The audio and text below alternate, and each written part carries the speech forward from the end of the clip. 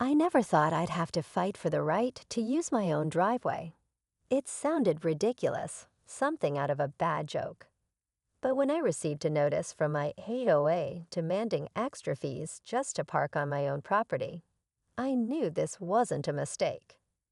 It was a power move, one they clearly thought I'd just accept without question. What they didn't realize was that I wasn't the type to back down. And more importantly, they had just picked a fight with a lawyer. It all started on an ordinary morning. I was sipping my coffee, going through my mail, when I saw the envelope from the HOA. At first, I assumed it was just another generic notice about landscaping rules or community guidelines. But as I opened it and read the words inside, my stomach tightened. They were informing me that due to a newly implemented community regulation, I would now be required to pay a monthly fee to use my own driveway. I read it twice, thinking I must have misunderstood. Surely this had to be a mistake. I had owned my home for years, and my driveway was part of my property. How could they suddenly decide to charge me for something I already owned? The letter provided no real explanation, just a vague mention of community upkeep costs and a demand for payment within 2 weeks. I wasn't the only one. As I walked through the neighborhood that afternoon, I overheard my neighbors talking about it. Some were outraged, others were confused. A few were even considering just paying the fee to avoid trouble. That's exactly what the HOA was counting on, people giving in, assuming they had no choice. I decided to get some answers. The next day, I went to the HOA office, letter in hand. The receptionist barely looked up before saying, "All complaints must be submitted in writing." When I insisted on speaking to someone in charge, she sighed and disappeared into the back. A few minutes later, a sharply dressed man walked out. He had the kind of smirk that told me he was used to getting his way. "Ah, Mr. Reynolds," he said, glancing at my letter. "I assume you're here about the new regulation." "That's right," I said, keeping my voice calm. "I'd like to know how you think you have the authority to charge me for using my own driveway." He didn't even flinch. It's a necessary fee to ensure the long-term maintenance of shared community spaces. I raised an eyebrow. My driveway isn't a shared community space. He gave a small shrug. "The roads leading to your driveway are. The HOA has decided that in order to preserve the integrity of the neighborhood, all homeowners who park in their driveways must contribute to the maintenance of those roads." I stared at him, waiting for him to realize how absurd that sounded. He didn't. "So let me get this straight," I said slowly. "I already pay HOA fees. I already pay property taxes that contribute to local infrastructure. And now you want to charge me extra just for using my own property." He smiled, but there was no warmth in it. "The decision has already been made.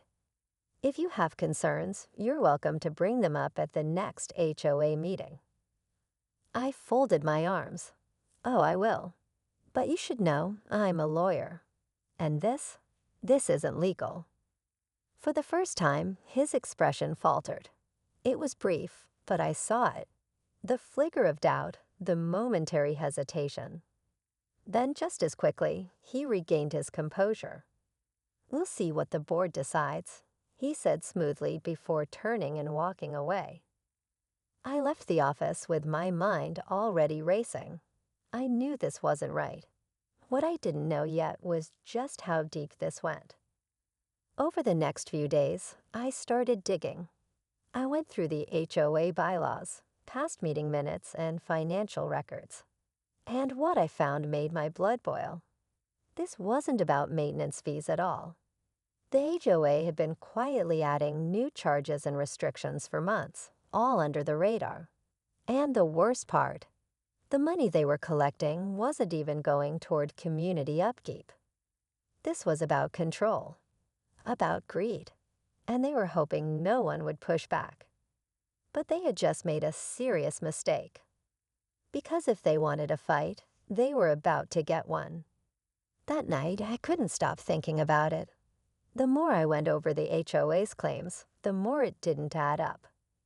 If they were really worried about road maintenance, why not include it in the standard HOA fees? Why was this sudden driveway charge being introduced now, with no prior discussion? Something was off. And if there was one thing I had learned as a lawyer, it was that when something felt wrong. The next morning, I started making calls. First, I reached out to a few neighbors I knew well, people who had lived in the community as long as I had. Turns out I wasn't the only one suspicious. They had questions too, but every time they tried to get answers, they were met with vague responses or redirected to review the HOA guidelines. One neighbor, Mrs. Carter, an elderly woman who had lived here for over 20 years, told me she had already received a warning for refusing to pay. They said if I don't comply, they'll put a line on my house, she whispered, her voice trembling. Can they do that? Legally, they could try, but whether or not it would hold up in court was another story. That's exactly what the HOA was counting on, people feeling scared and powerless. But that fear only fueled my determination. I decided to dig deeper into the HOA itself. I combed through public records and found that the current board had been in power for years with very little turnover. That was unusual. Typically, HOA leadership changed every few years, with new members bringing fresh perspectives. But this group, they had held on to control tightly, passing rules that made it harder for new candidates to challenge them. I also discovered something else, financial discrepancies. The annual reports they provided to homeowners showed general expenses, but nothing detailed. Where exactly was the money going? And more importantly, why was the HOA suddenly desperate to collect more? As I was piecing this together, I got an unexpected visit. It was my neighbor, Mark, a quiet guy who mostly kept to himself. He looked uneasy.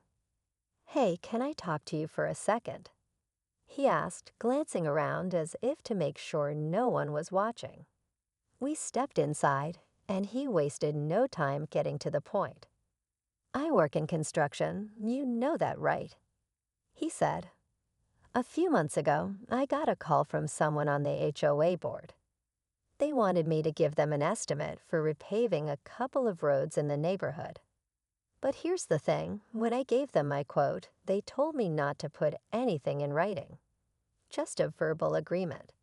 That set off alarm bells. Did you do the work?" I asked. Mark shook his head. "No. They told me they found someone else, but I never saw any roadwork happen." Then, a few weeks later, I hear about this new driveway fee. It doesn't make sense. It was all starting to make sense, though not in the way the HOA wanted. This wasn't about maintenance. This was about money. They were using this fee as a cover for something else, and I was willing to bet it had nothing to do with improving the neighborhood. I thanked Mark for telling me and assured him I'd keep his name out of it.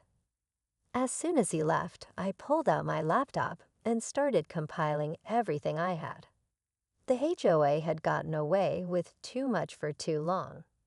They thought they could push people around, scare them into paying fees they had no right to demand. But they had underestimated me, and they were about to regret it. The next morning, I woke up with a plan. If the HOA was involved in something shady, I needed solid proof. I decided to start by attending the next HOA meeting. It wasn't unusual for homeowners to show up, but most people avoided them because they were long, boring, and filled with legal jargon. That was exactly what the board wanted: less scrutiny, fewer questions. But this time, I was showing up prepared.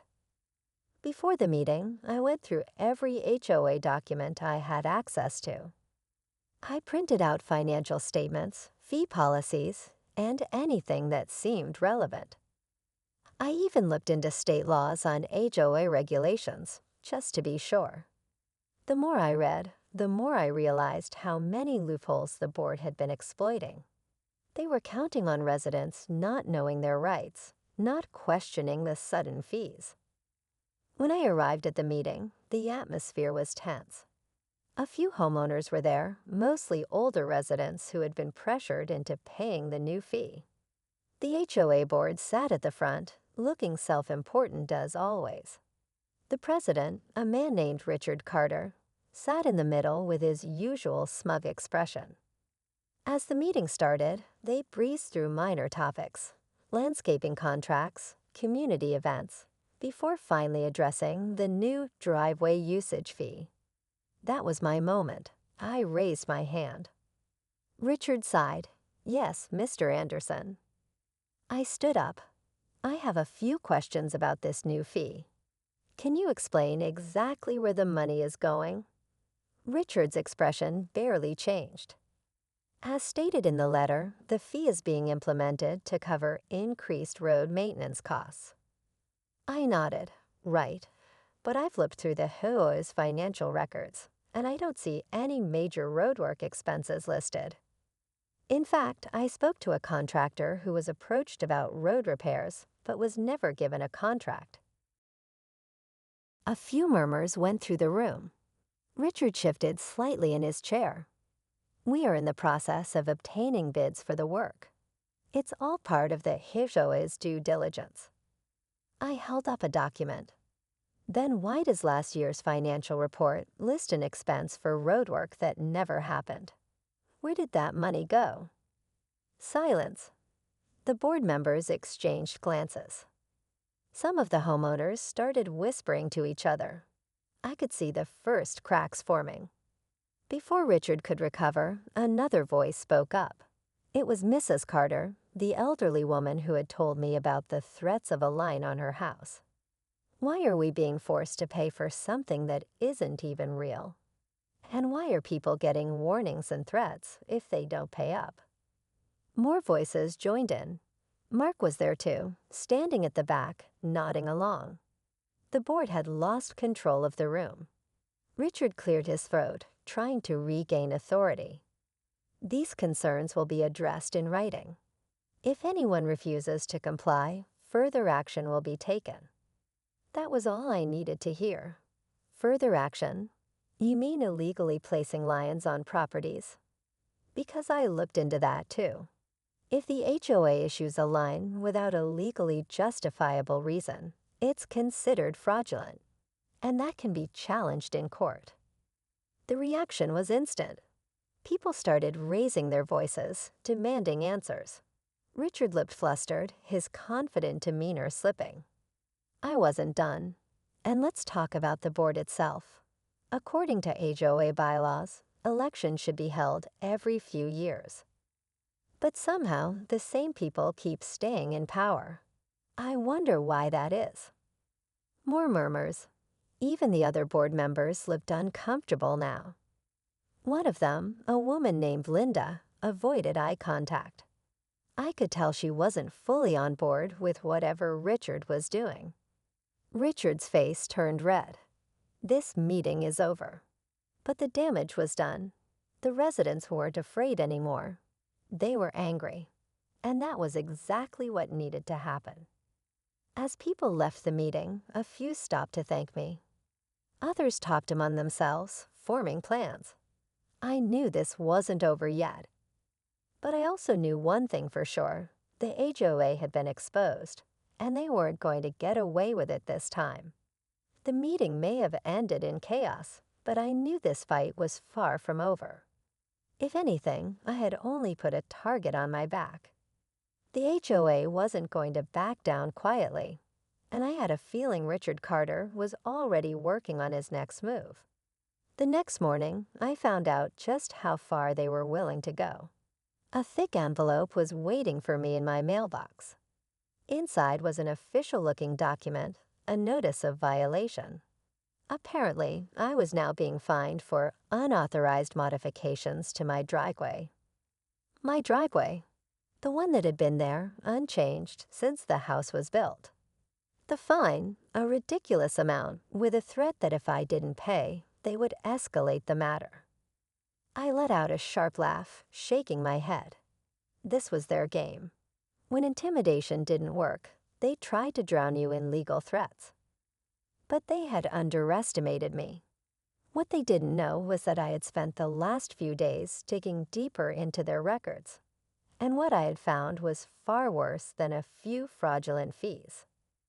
That afternoon, I gathered all the evidence I had collected: financial discrepancies, false lands, illegally extended board terms, and contacted a lawyer friend of mine. He took one look at the documents and let out a low whistle. "They're in deep," he said. "If half of this is true, they could be facing serious legal trouble." That was all I needed to hear. It was time to push back. Meanwhile, word had spread through the neighborhood. After the HOA meeting, residents had started talking to one another, and stories were coming out. People who had been threatened with lands. Homeowners who had paid mysterious fines with no receipts given. Even former residents who had been forced to sell their homes under pressure from the board. The more I heard, the angrier I got. Then came the breaking point. One evening, as I was pulling into my driveway, I noticed something strange. A car I didn't recognize was parked down the street, its headlights off. As I stepped out of my car, the engine roared to life, and the vehicle sped away. At first, I thought I was imagining things. But then, the next morning, I found a notice stuck to my door. No envelope, no stamp, just a single sheet of paper with the words, "This ISN too worth it." I felt a chill run down my spine. This was no longer just about money. Someone didn't want me digging any deeper. That night, I called Mark. "I think they're trying to scare me," I told him. There was a pause. Then he said, "You're..." He explained that after the HOA meeting, some other homeowners had received similar notices. A few even had visits from HOA representatives, warning them not to get involved. It was intimidation, plain and simple. But instead of fear, it only fueled our determination. We decided to take things to the next level. The plan was simple: gather as many homeowners as possible, present the evidence publicly, and file an official complaint with the State HOA Oversight Committee. If Richard and his board thought they could scare us into silence, they were about to learn otherwise. The night before our big meeting, I double-checked everything. Documents were in order, testimonies were collected, and legal backup was ready. I could feel the weight of what we were about to do. This was the moment before the storm, the point where everything could either fall apart or explode in a way the HOA never expected. As I looked out my window that night, I noticed the same car parked down the street again. This time, I didn't look away. If they wanted a fight, they had just picked the wrong person to mess with. The next morning, I woke up to a loud knock at my door. I wasn't expecting anyone, but I had a feeling it wasn't going to be good news. As I opened the door, I found a man in a suit standing there, holding a thick stack of papers. "You've been served," he said flatly, handing them to me before turning on his heel and walking away. I flipped through the pages, my stomach tightening with every line I read. The HOA had filed a lawsuit against me. They were claiming I was in violation of community rules, defaming board members, and interfering with HOA operations. The wording was designed to sound serious, but I knew exactly what this was: a last-ditch effort to scare me into silence. I took a deep breath, forcing myself to stay calm. This wasn't just about me anymore. They were trying to make an example out of me, to send a message to everyone else in the neighborhood that resistance would come at a cost. But they had made a critical mistake. They had assumed I would back down. I immediately called my lawyer friend, and when I told him what had happened, he let out a sharp laugh. "This is desperation," he said. "They know they're in trouble." But then his voice turned serious. We need to move fast. They're trying to get ahead of you before you expose them." I agreed. Our neighborhood meeting was scheduled for that evening, and no lawsuit was going to stop me from showing everyone what I had found.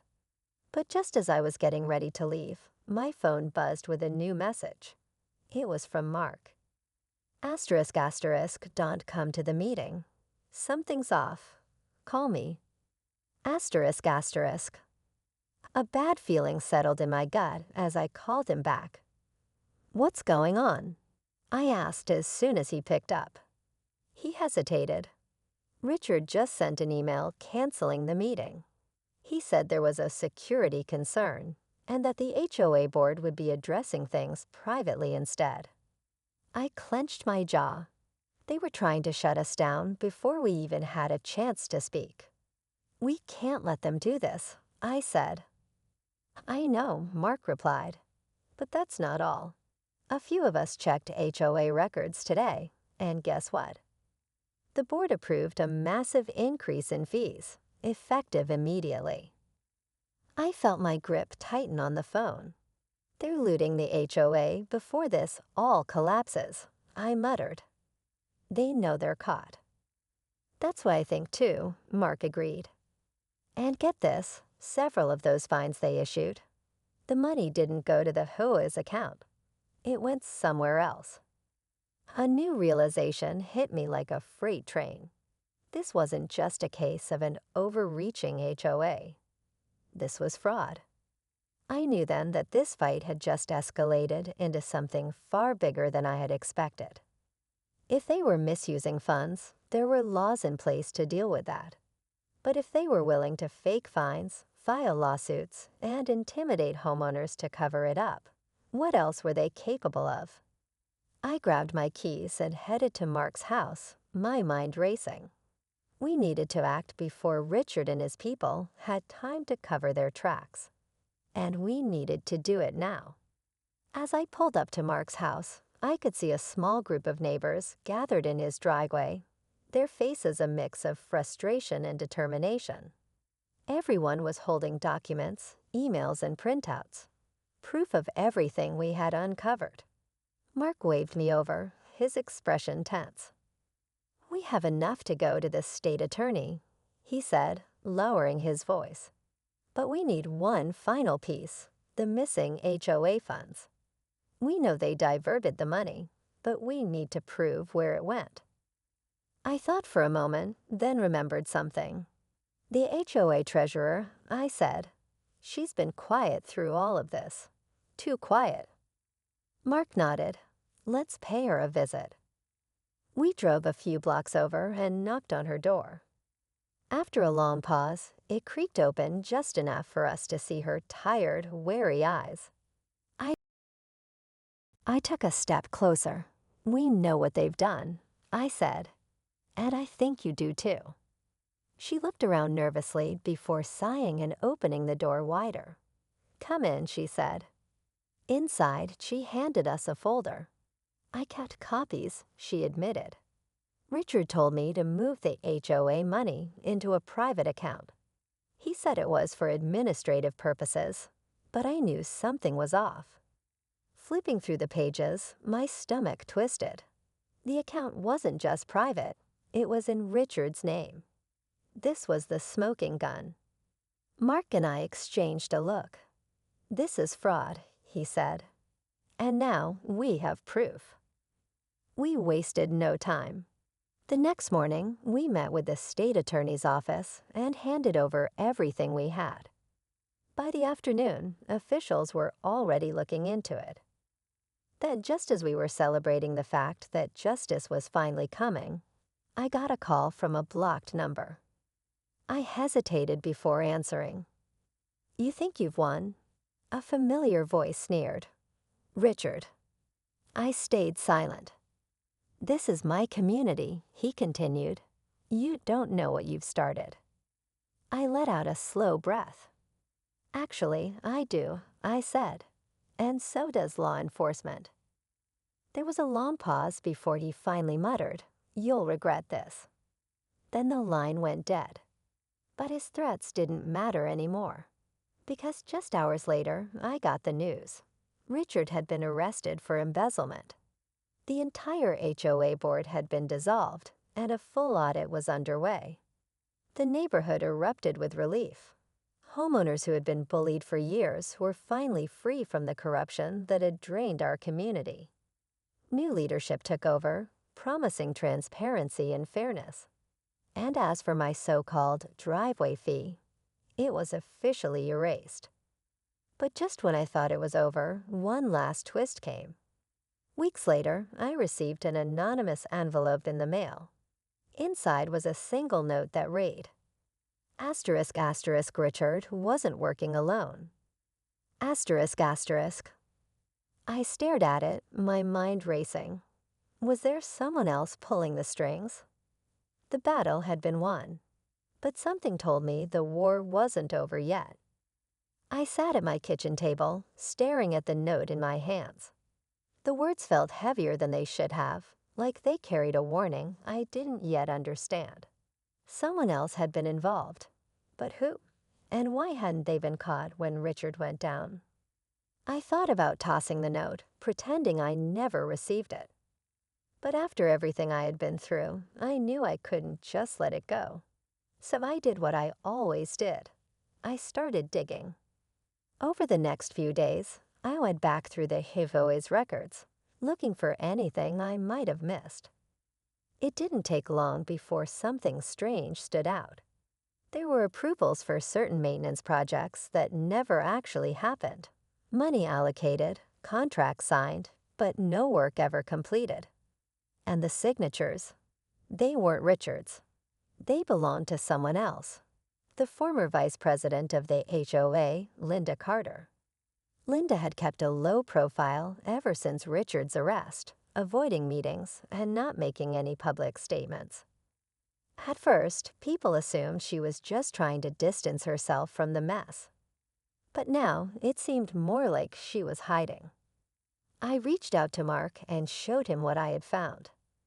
She was in on it, I said. Richard was the face of the operation, but she was covering their tracks. Mark exhaled sharply. We need to take this to the state attorney. Once again, we found ourselves presenting evidence, this time pointing to Linda's role in the fraud. And just like before, the authorities took action. Within a week, Linda was being investigated, and it wasn't long before she was officially charged with conspiracy and fraud. It turned out she had been helping Richard funnel money into fake projects for years, quietly taking her own cut while letting him take the spotlight. With both Richard and Linda out of the picture, the HOA underwent a full leadership overhaul. A new board was elected, one that was actually committed to serving the community instead of exploiting it. Policies were rewritten, financial transparency was prioritized, and for the first time in years, people felt like they had a say in their own neighborhood. As for me, life slowly returned to normal. My so-called driveway fees were permanently erased, and I no longer had to worry about receiving bogus fines in the mail. But more importantly, I had learned just how much power homeowners really have when they stand up for themselves. The HOA had spent years trying to intimidate people into silence, making them believe they had no choice but to comply. But that wasn't true. Once we pushed back, they crumbled under. One evening, as I was sitting on my front porch, Mark stopped by. He looked around, taking in the peaceful, quiet street that had once been filled with tension and conflict. We really did it, didn't we? He said with a small smile. I nodded. Yeah, we did. It wasn't just about my driveway. It was about all of us reclaiming our rights as homeowners. And in the end, that fight had been worth